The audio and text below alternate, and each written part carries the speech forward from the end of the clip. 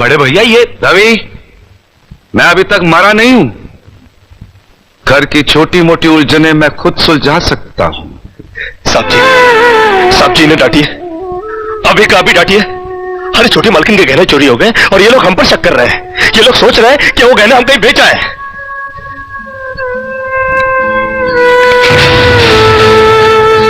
बाकी के रुपए कहां हैं कृष्णा? क्या क्या पूछा आपने साहब जी? मैं पूछ रहा हूं कि बाकी के रुपए कहां हैं? ये आप पूछ रहे हैं साहब जी अपने कृष्णा से? देखो कृष्णा, गलती हर इंसान से होती है। तुम मुझे सही सही बता दो कि गहने तुमने कहां बेचे, मैं तुम्हें कुछ नहीं कहूंगा। अब कहने के लिए बाकी ही क्या है साहब जी? एक छोटा सा सवाल पूछ के आपने बहुत कुछ कह दिया है साहब जी। कृष्णा, बात को आगे मत बढ़ाओ। बात आगे बढ़ चुकी है साहब जी, बात आगे बढ़ चुकी है। अब तो आप पुलिस को ही बुलाइए। वो जब हमें कुत्ते की तरह मार मार के हमसे पूछेगी ना, अब तो हम तभी बताएंगे कि हम गहने कहां बेच कर आए साहब जी। मत कहो मुझे साहब जी।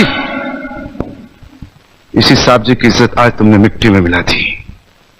क्या कुछ नहीं किया था मैंने तुम्हारे लिए, उसका मुझे तुमने ये बतला दिया। अरे हट जाओ ज्योति। जिस दिन मेरी फैक्ट्री जलकर राख हो गई थी और मैं बर्बाद हो गया था, मुझे उतना दुख नहीं हुआ था कृष्णा जितना आज हुआ जब तुमने इस घर में चोरी की है। साहब जी,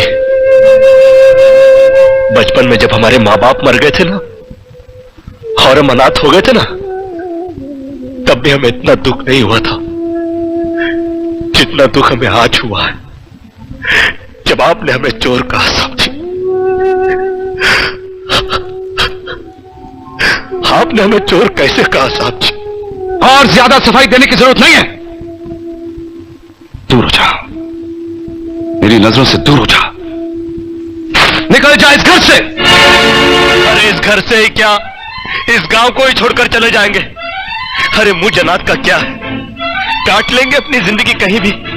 इतने साल इस घर में बेफिक्री से ये समझकर काट लिए कि साहब जी का हाथ है हमारे सर पर।